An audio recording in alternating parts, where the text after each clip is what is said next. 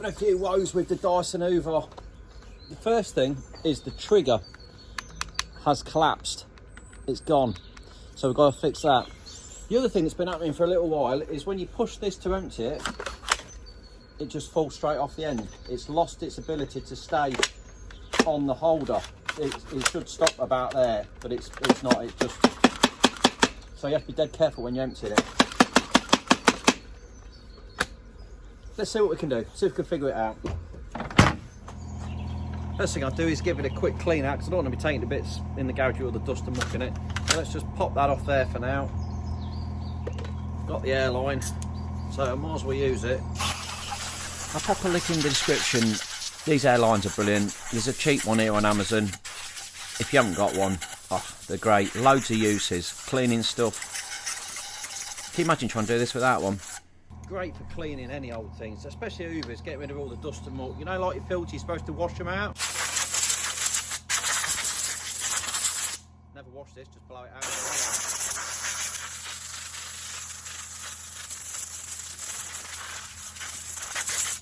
Good as new. I bet you pay Dyson engineer about 50 quid to come out and service your Hoover like that. First thing I have to say is though that I'm really disappointed in the Dyson, because I love this Hoover. It's been brilliant, but it's now 2 years and 2 weeks old, and for it to fail like now, because you get a 2-year warranty with it. So that was a bit of a pain. Let's just drop that back in there a second for you. So the issue we've got with this tub coming off, how it works, this mechanism comes up and it should stop on the lock. So it comes up there as you're emptying it, you push it, the top should open, and then it should lock out. You then press the tab and it should come off all the way, like that. What you've got is this, on the end of this runner, is this plastic tab here. And look what's happened to mine. You see that? The plastic's cracked, which is then causing, when that thing comes down, it just pushes that out of the way and it comes straight off. So that's the first thing. It's a real pain that that's broken there, because if you look at it, it's all a piece of this whole body bit here. Maybe we can glue it, maybe not. If it wasn't 2 years old, you could probably get a warranty claim in on that. Now the trigger, I'm going to show you how to repair this without any new parts, because again, the triggers are quite hard to get hold of. Dyson will not sell you a trigger individually. They will sell you the complete body, which is £79. There are triggers available. They're about 30 quid for this tiny piece of plastic. Get them off of eBay and stuff like that. But I'm sure we can do something with this one. We'll strengthen it, put it back in again, and make that good.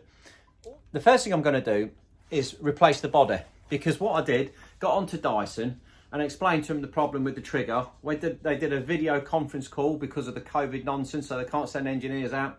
So he looked at that and he went, yeah, we can't send you a trigger, but we'll just send you a complete body free of charge. So how good was that, really? That just sort of reinstalled my faith in him a little bit, because I know it was just out of warranty.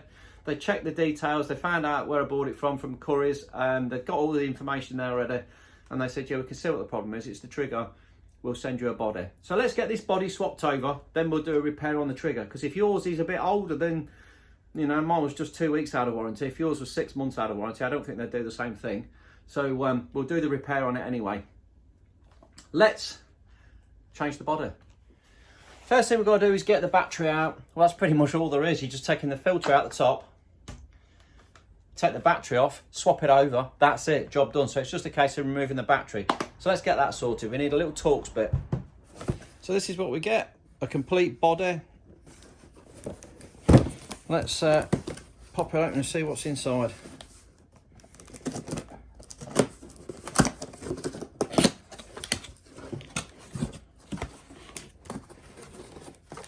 Get some instructions.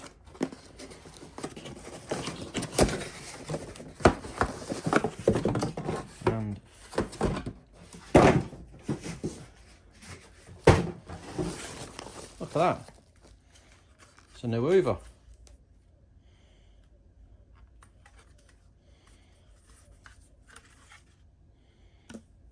Which has got a new motor and everything. It's a complete unit, like complete assembly. Right then, let's have a quick look, see what it says on it. We get 3 new screws and a instruction book there, look. Looking at that, it's going to be 2 screws there and the one through the top. So here we go. Here's the Hoover. It's a little cross-headed screw, so we'll pop that in there. We'll undo that one.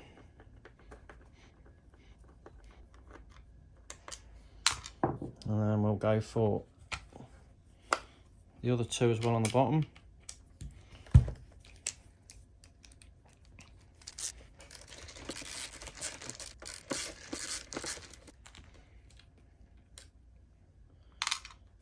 And then the battery should pull out of there, like so. And there's his battery, look, released.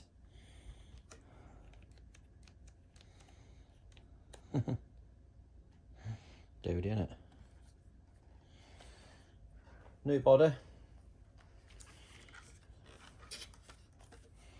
And you can actually see inside there, the trigger assembly, there's a part of it there. If I press that out, that part, when you push the battery in, obviously it presses down on that, which then brings the charge light on, tells you how much is in it. So let's get that back in there. This is into the new one now. Just click that in, look. Pop the screws back in there. We've got us 3 new screws, we might as well use those. 1, 2. Well, 2 and then 1 in the back. Right, so we can also look at that now. We've got a new piece on there, which is great. So the thing ain't going to fall off the end of the tub. We can pop a new nice clean filter in the end of that, which is now it's working again. Trigger's back where it needs to be. We'll slide that in there. Shut the lid, and then when we do release it, it's stopping at the end and not flying off the end anymore. So that's the result. Lovely, lovely.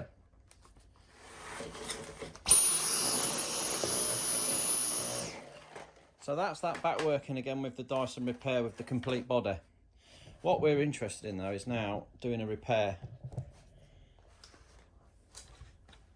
on the old one. Let's get that trigger out and let's see what was going on with it. So we can start by pressing the tab there, look. So that's coming out. So that side of things is okay. It's as I'm holding my finger there, it's yeah. So something's broken within the trigger. It's obviously snapped. So what we need to do is take this apart and find out what is going on. Right, and what we've got here is some screws around this edge. So we'll take those out.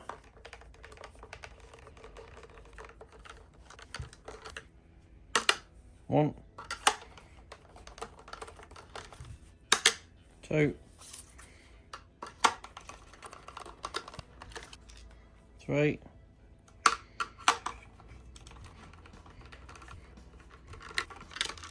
4. That's 4 of those out of there. We've got 2 down here as well, so let's have them out.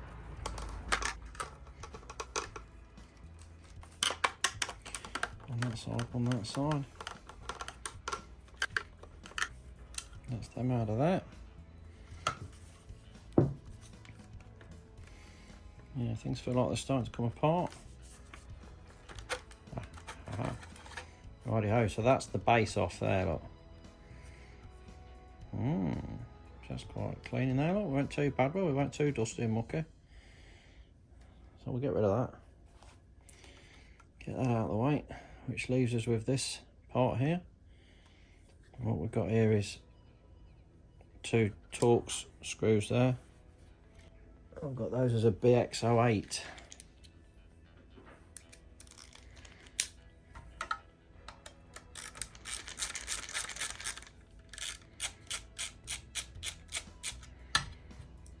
So I'll take those out.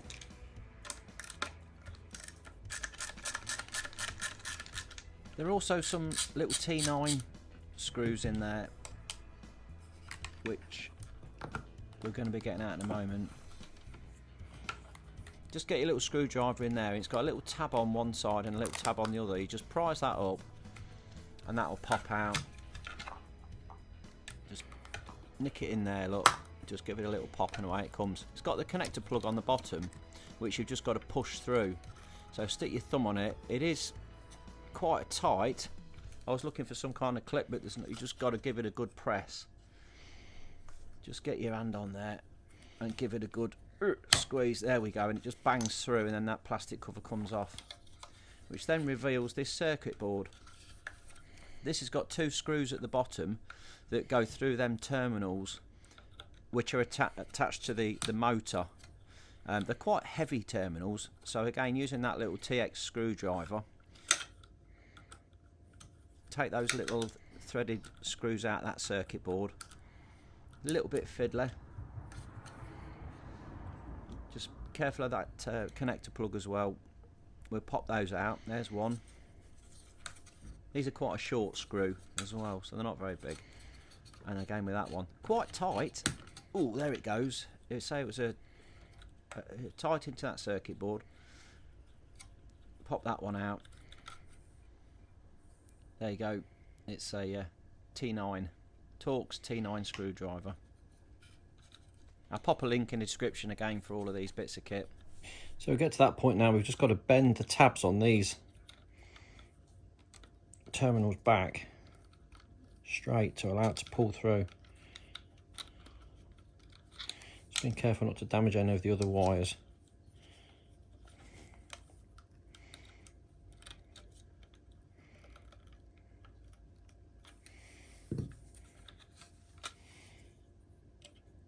This little connector plug here, we just literally flick that off upwards and away it comes. Very delicate, that one. And there you go, there's the motor. The whole assembly comes away. And it just leaves us with the switch inside the body. Again, we've got another screw straight down the centre there. This is that T9 screwdriver again. A little bit fiddly because you can't see it so well, but it is in there. And then crack that off and undo that one.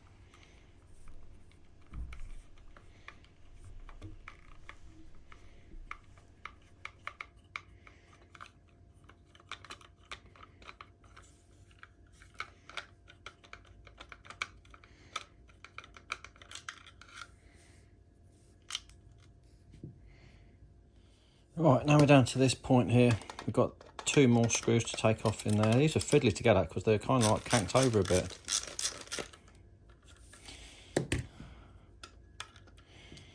They're a little bit tricky to get at.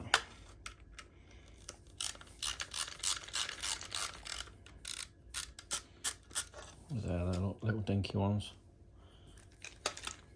This one's further back. Yeah. It's an awkward one though, look.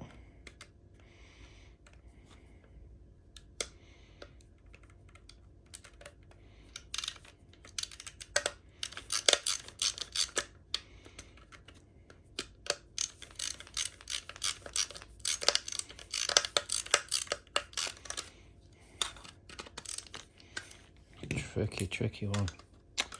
God, blimey. Don't make it easy, do they? I could just put a little bit in that and turn it with my fingers maybe now. Oh yeah, there we go, look.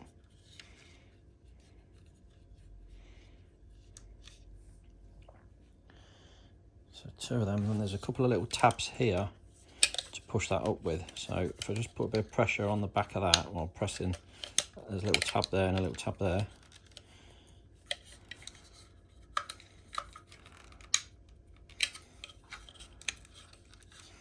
Hope that pops.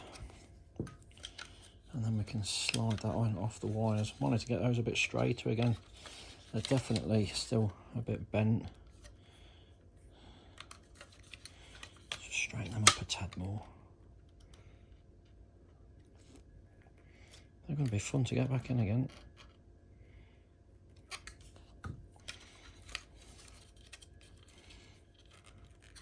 This is a little bit rubberised, so it's not too bad. We should be able to get that back through again.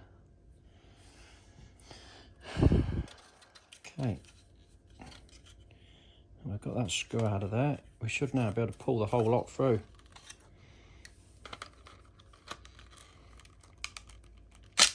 Oh, there we go. And now we can have a look at that and see what's going on. And there it is, look. The dreaded crack in the plastic. There. So let's repair this.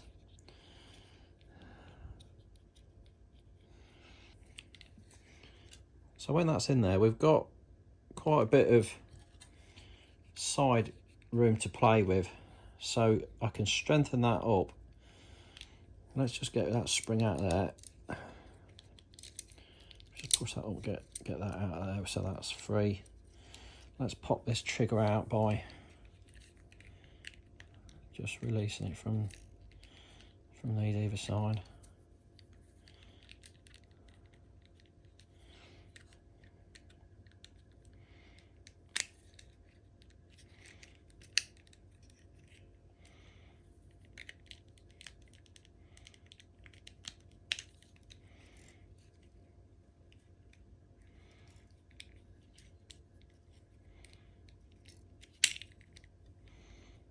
You can't believe that that tiny little crack in there could cost you 400 quid, you know, if it writes the machine off. So we've got the Gorilla Glue, and we're going to do this in two ways. I'm going to glue the original crack to start with.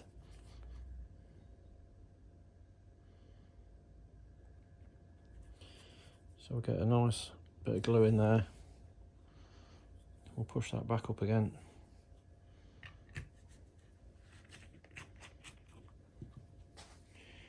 We'll make sure we've got plenty in there.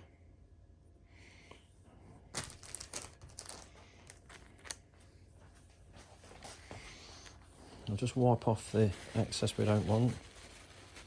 I'll just give that a quick wipe down and then push it up.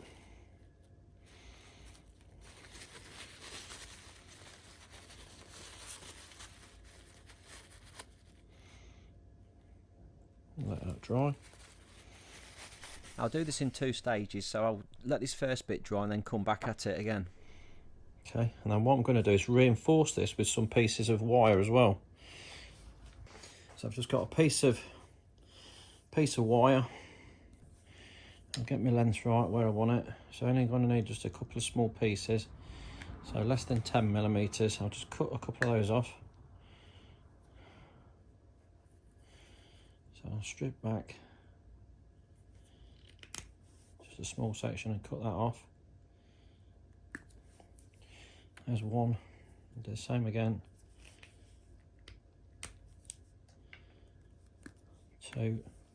If you haven't got any wire, you could use a piece of cocktail stick. There is enough room in the tube to get that in there as well. Again, using the super glue on this outer edge, I'll just put a couple of little lines in there. One there, one there.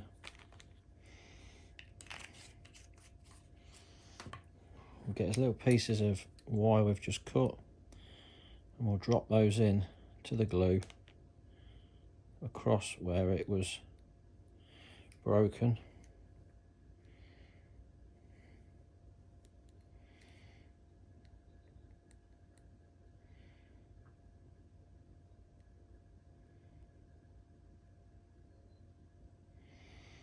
Like that. And then when they stick in, that is going to be proper nice and solid again. We'll just let that dry. 10 minutes later.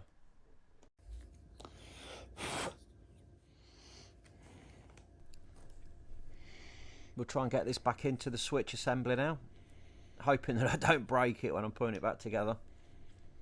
It shouldn't do though, because that is nice and strong now. It's got a bit of flexibility to it as well still, so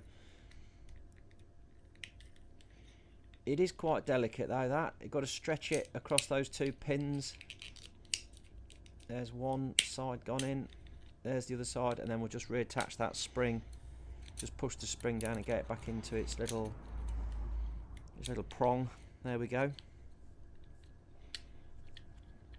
Good as gold.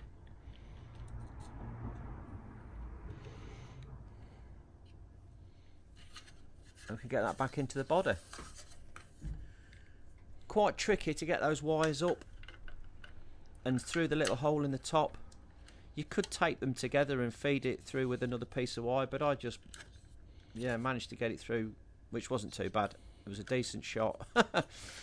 And then pulling up on the wires as you're pushing the switch in from the below. You've got to give this a good press. It takes a bit of getting through, so press from the bottom, pull from the top with a bit of a wiggle and a bit of perseverance, and you'll know when it gets up into place, because the switch becomes in alignment through the hole in the front of that body. So give it a good pull, give it a good press from the bottom. You could even get the long nose pliers onto those prongs and push it back up again if you were struggling, because like I say, it is quite tight. You just got to make sure them wires aren't puckered at the top. I mean, it's nearly there. We're very, very close. Just checking, seeing if there's anything in the way there, because it's got to go up a tiny bit more, look, and I'm pressing it and it's quite tight. It's nearly there. And you see it's just slightly down at the minute. It just needs to go up a tiny bit more. I've got to be a bit more brutal with it. Go on, you can do it. Yeah, there it is, look, that's just gone up now. It's just moved up that extra 5mm and it's now sitting properly right into its holder, look. If we press that tab now from underneath, there it is, the trigger's coming through, lovely. We can get that screw back in again on the trigger. So back down that hole again, just locate it in. The camera doesn't pick it up very well. You can see it with your eyes, especially if you've got a torch in there. You know, just a little light up there just to see it. And then we'll screw that all the way back in again. And that's that. Switch back in its house. Now we've got to get these wires back through that insulator. A little bit fiddly. But again, you can feed it through, and then I can get the long nose pliers and just pull it through if I need to. I can just see them coming through there. Get them pliers on that, just give it a little tug, help it on its way. It's just getting those terminals past that lip. Again, being careful of that little sensor wire, because it is tiny little wires on it. And we'll just gently, here they come, look, you can see them coming up now. Just, that's it, move that one and then grab hold of them and just lever them through that insulator. Here it comes. Nearly there. I really enjoy doing this. It's a really interesting one to see how it's been designed and how it's been put together. And obviously that is quite a high powered circuit to that motor, so hence these thick wires to the motor and this insulator. Clip that back into place, look, just push down on that, and then we can pop them 2 little screws back through that hold it into place. I'm just going to use the bit in my fingers on this because they're only tiny little screws into the plastic. We're not got to reef them up super tight, and I can get enough leverage on that. And it saved me faffing about with that screwdriver from the top, because that was quite awkward. Could have done with one a little bit longer. But that works. That's one of them in.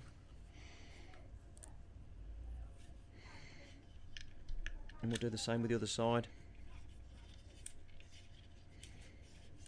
And that's that one back in now. I'm quite relieved we got that back in again. That was the difficult bit. Getting that switch assembly back into the housing. Brilliant. Now we can drop that motor back in again. So we'll just slide that into place, locating that power switch in the top for the speeds, the maximum, minimum. And that just slides in. It just slides into that holder. Poke that little wire through there, locate those wires through the little gap in the bottom, just gently sliding it through, and yeah, it's so close. There it goes, look. Just hold that into place, moving that wire out of the way, keeping that sensor wire out of the way so we don't trap that with the pliers as we bend those terminals back round again. And they are quite flexible, those. You sort of think you might snap them if you're bending too many times, which I think you probably would do if you took it apart 4 or 5 times. You might have an issue. I'll just try that switch there, just make sure that that worked okay. But everything's all lined up, it all looks good, so I'm happy to bend these terminals back round again.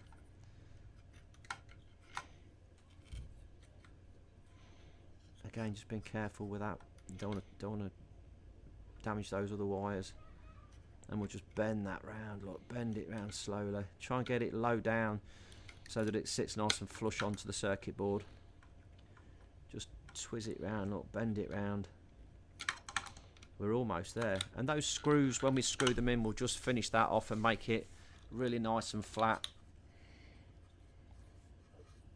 Up to that board, need a good contact on there. Using that little bit again, I'll get that back in the screwdriver.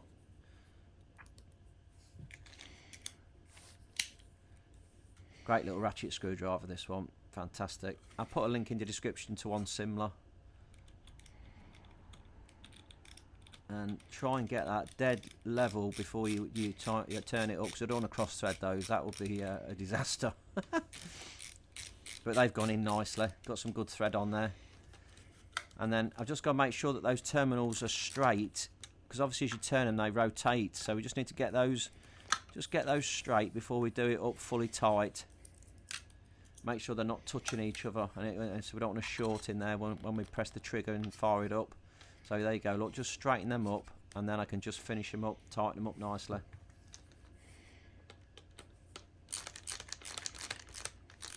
And they've gone up really nice. That's one, and there's the second. Yeah, there we go. Really nice, really pleased with that.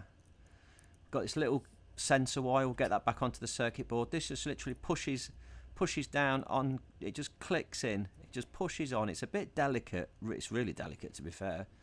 Just push that down and it should just click into place.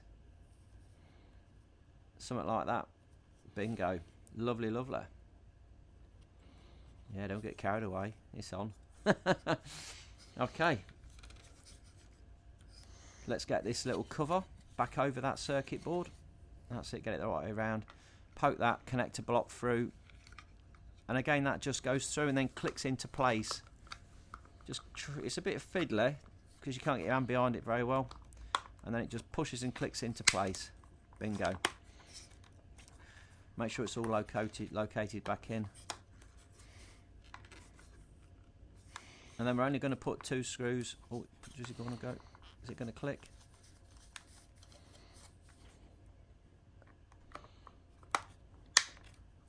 That sounds good. That sounds like it's there.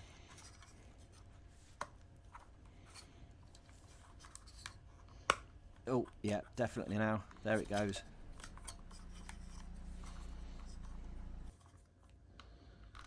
We're just going to get 2 screws in the bottom of this. The 2 at the top stay empty because the casing holds those ones in. So just push those through. 1 and 2, and then we'll whiz those up. Get them up nice and tight. One side, one the other. And then that's that all in nice and firm. There we go. Next bit, let's get this cyclone body back on again. Just slide that on that bit at the bottom there. Slides into place. Push it right up so the connectors are right home. and then we can put those screws around the top. So we've got one there, one at the top, that's 2, 3,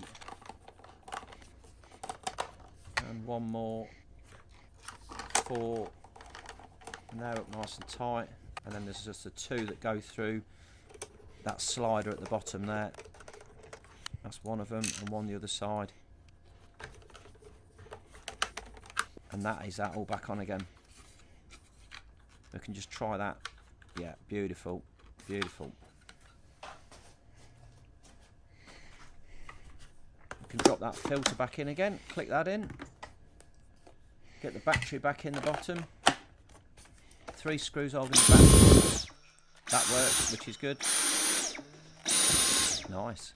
We'll just pop those 3 screws back in there, 2 at the base, 1 in the back of the handle. Get those whizzed up, and we're almost finished. We're very, very close now. Pop that one in there, and what a job. That saved us a lot of money, and a lot of hassle. Try it on the different speeds, and we can just glue this little tab at the top there to stop that tub keep falling off. We'll whack a bit of glue on that, give it a little wipe down just to make it nice and smooth, let that dry, and away we go, good as new. So tools used in the job are all in the description, the links. We've got that little T9 screwdriver, a small Phillips screwdriver, long nose pliers, small little flat blade screwdriver, some cutters, and I use the bit box with the other small bits in it. Wow, so there we have it. Dyson's all fixed up, good as new again, which is great news because I do like this Hoover. It's been a good Hoover for 2 years. Other than that silly trigger playing up. So we've glued it, we've strengthened it. It shouldn't be breaking again. And it didn't take us too long to take it to bits and sort that out. I hope that video's been of use. If it has, just drop me a little thumbs up, like and subscribe. And yeah, thanks for watching.